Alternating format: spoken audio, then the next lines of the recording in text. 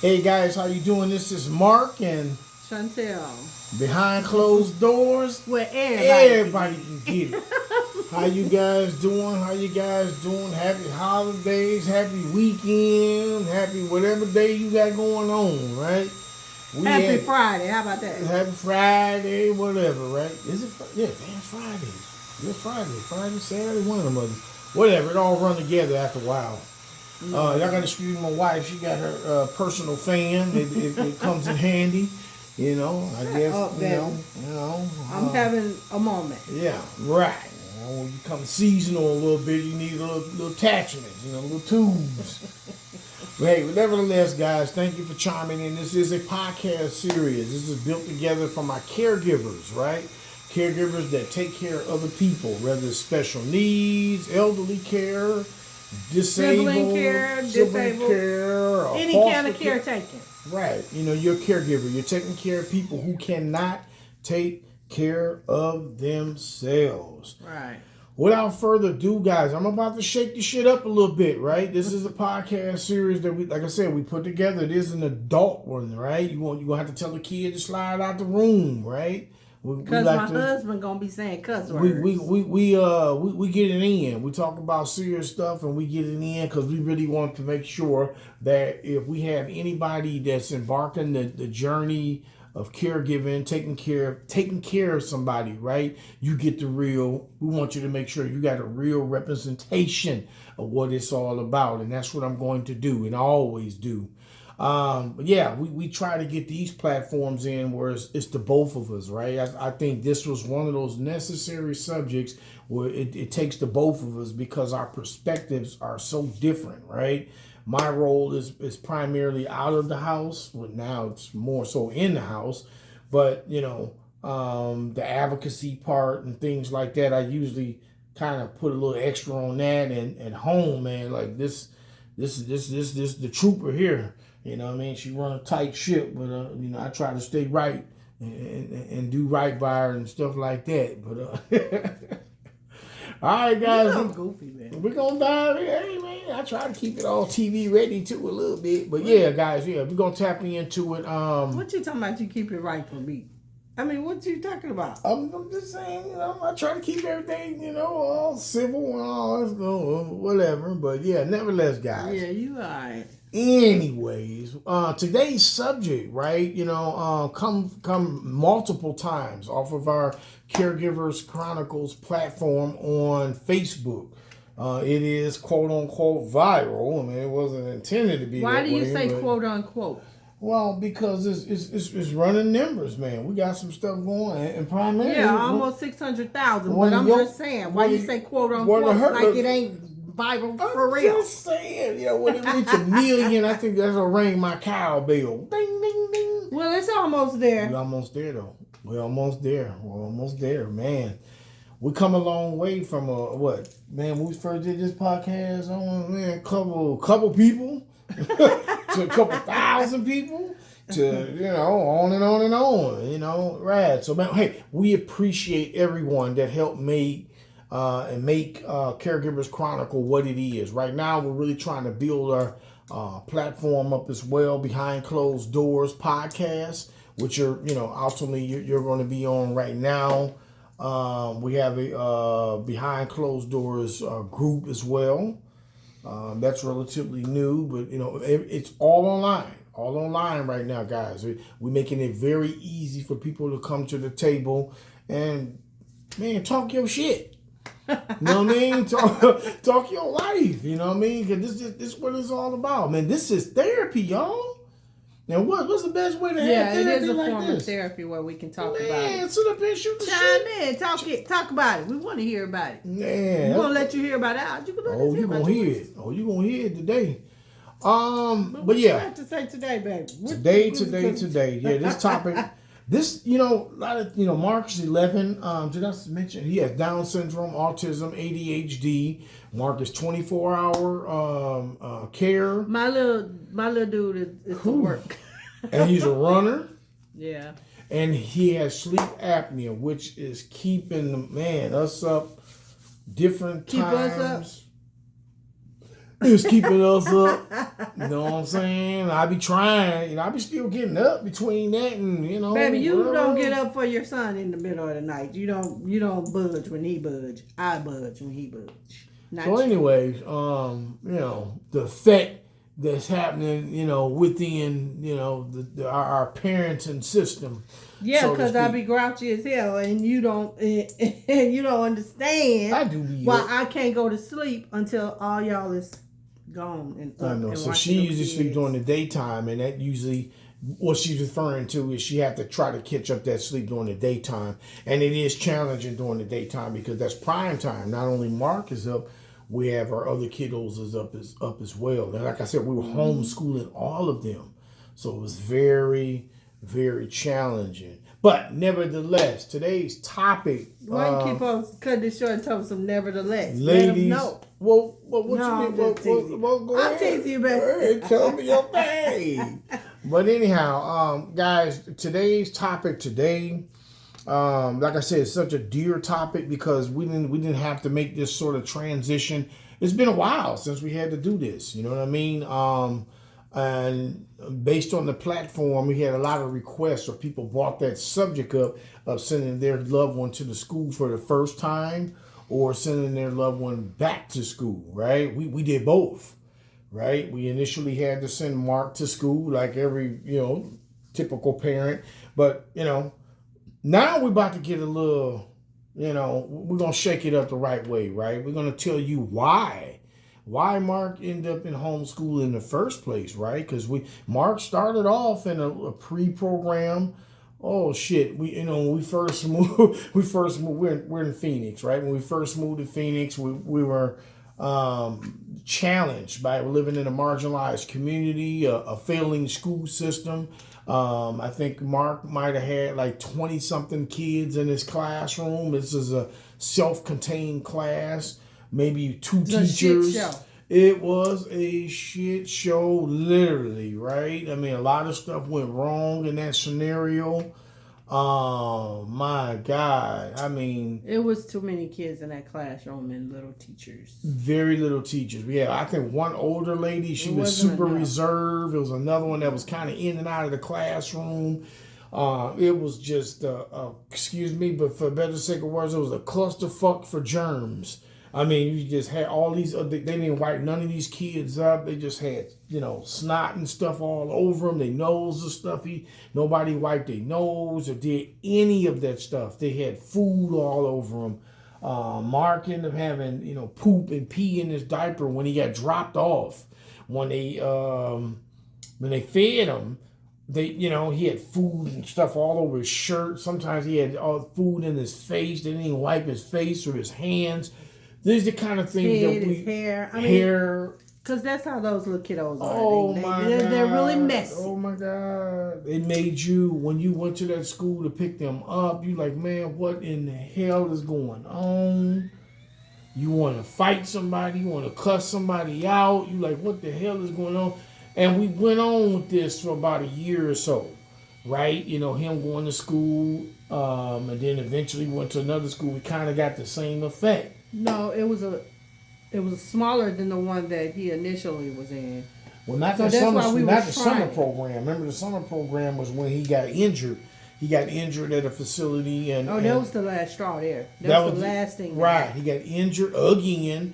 I think he had a busted mouth or something. They said it was ketchup. Mm-hmm. It was Kool-Aid. Yeah, they said all type of stuff. No report or nothing. Just really insulted our damn blood all on his shirt and everything. And we wound up having to take him to the emergency room too. We took him to the emergency room. Nobody had any video footage. Nobody knew what happened. He was playing. They just changed the narrative of about 50 damn times, and it just... The more, I'm telling you as a parent, right? The more and more you listening to this shit, it's just running you hot. It's running you hot just sitting there listening to these people telling you this stuff. Lies. Or something trying to cover their butt up. Trying to cover up. They didn't have no notes, no nothing. Like they weren't watching the kids. No nothing. They didn't know what they had. I had reason to believe because of the way they were structured. They had one self-contained class with kiddos probably from 6 up to damn near 26. So you got these these big ass kids just running around knocking all. I don't think they were that old, baby. Man, they were big. I mean, well, they could have been big, but they were not twice that the old. size as Mark. You know, and when I looked, I was like, I said, you know, I was thinking to myself, what do you guys do, man? If that big guy, you know, you can't handle him, like what happens if he snaps out or something like that? And you got all these other little ones around. I think it should have been divided by age or something, right? You know, small, medium, and then the bigger kids, right? I've worked that sort of environment. I know how it can get, right? But they probably couldn't do it by age, baby, because, you know, even the ones that are older are smaller. Some of them are small. And I get it. But still, you know what I mean? If you send in your 3 or 4 or 5 year old baby, right, and they're there with a 22-year-old or something like that. Well, they shouldn't have been sending no 3 or 4 or 5 year old baby. I couldn't understand that. But that's the kind of shit we were going through, right? And initially, we pulled Mark back. Now, do we know anything about homeschooling? We didn't know nothing about no damn homeschooling. We didn't know how this process was going to go. All we know is, hey, you know what? At that time, and then Mark wasn't really learning anything.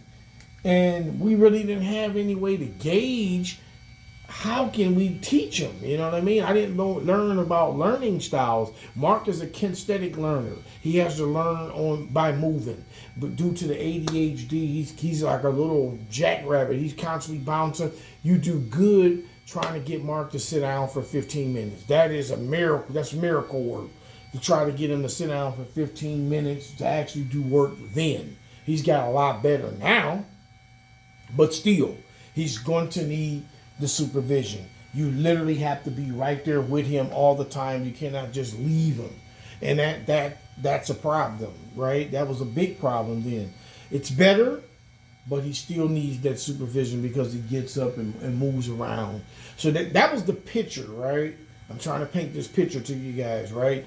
That was the picture that actually made us pull Mark from the school system. And I think did we have busing issues? I thought we had busing issues. No, we picked up and dropped off. Okay, I couldn't remember. We never had busing issues. He did take the bus at one time. Because we stayed too close to over here to the school. Oh, well, yeah, at that time. Yeah. But at one point he was taking the bus, maybe in a summer program or something. But whatever. But yeah, I mean, even those has its challenges, you know, bus rides and things like that. Let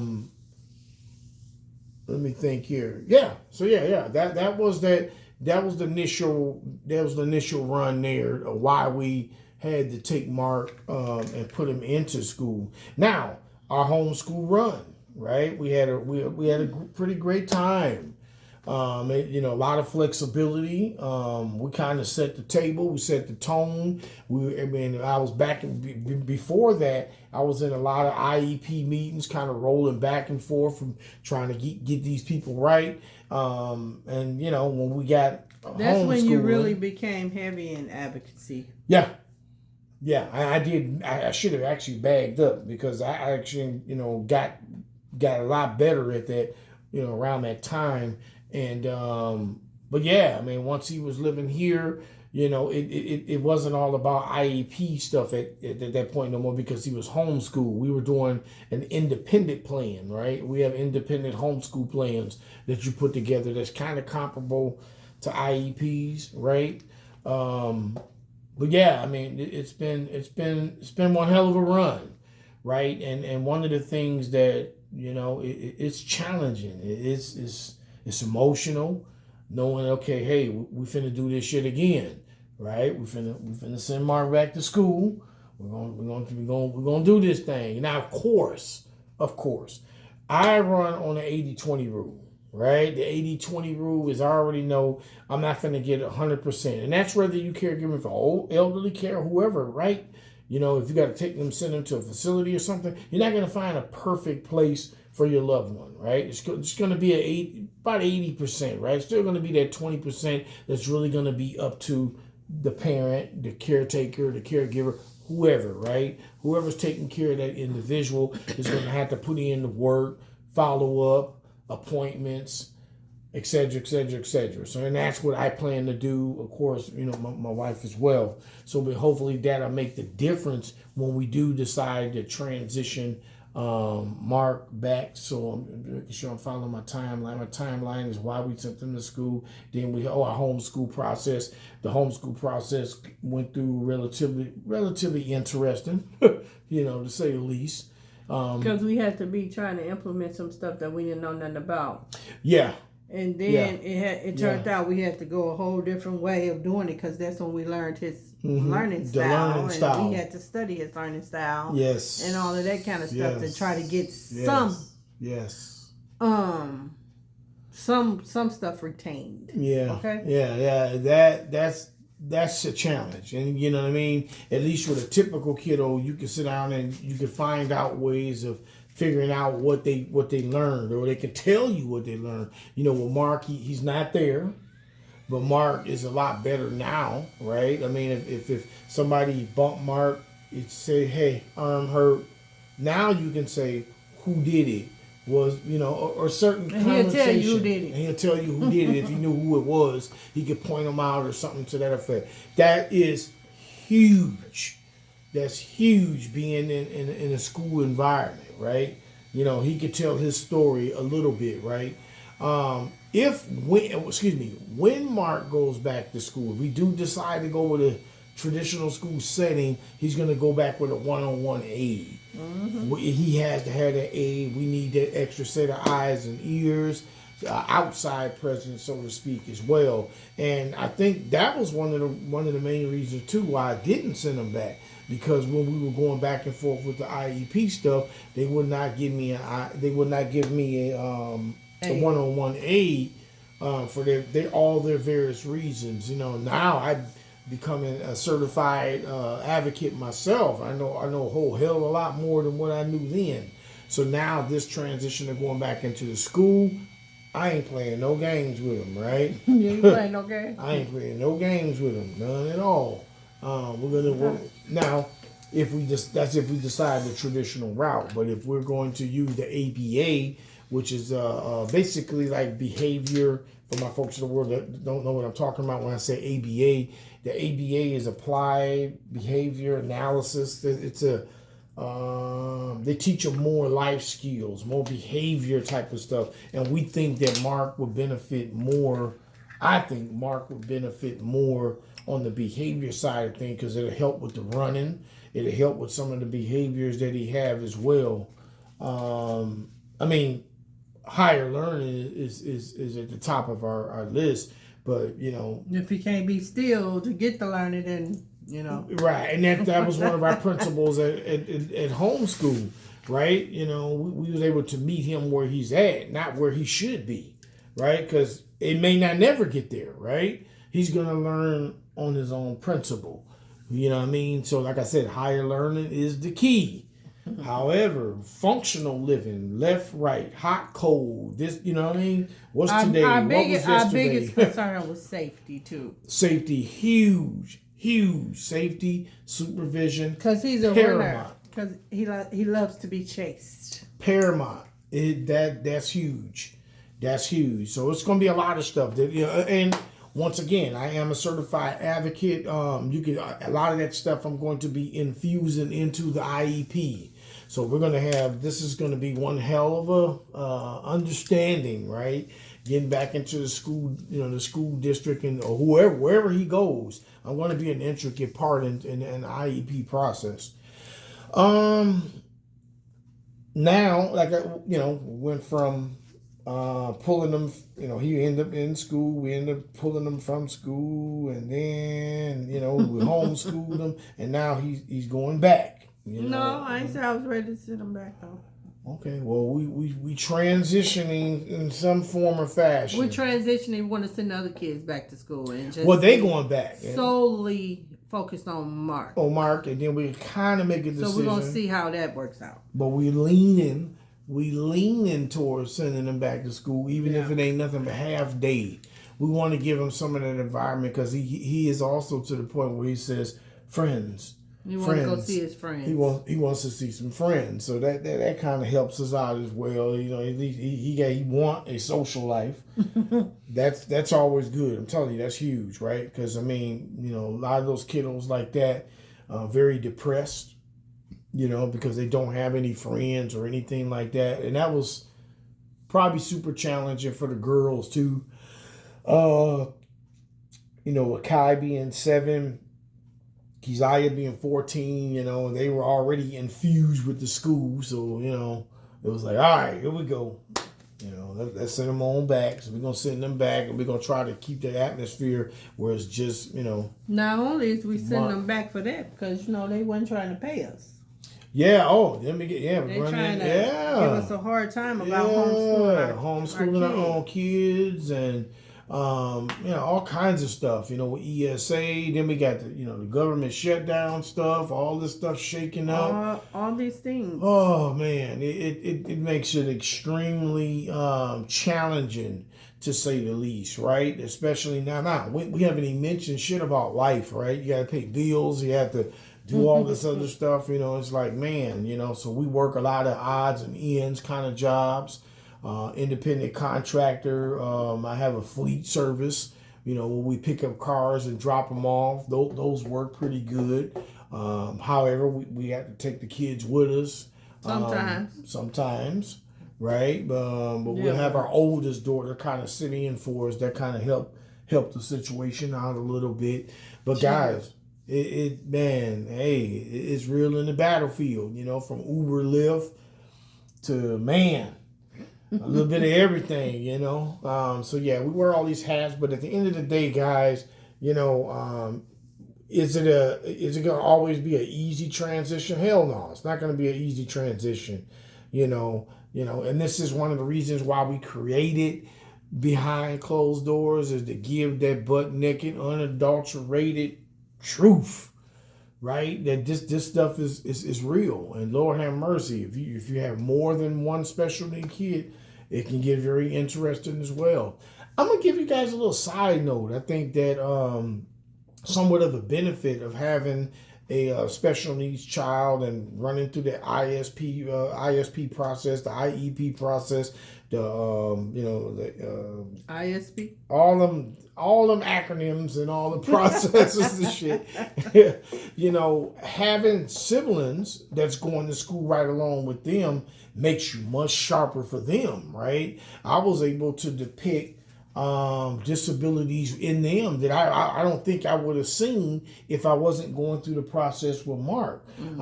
I was able to see that, like our youngest one having the dyslexia and writing things backwards and stuff. I don't think I would have found that one. And now, you know, I think the 14-year-old, we were dealing with 504. We had a 504. We had a MET plan.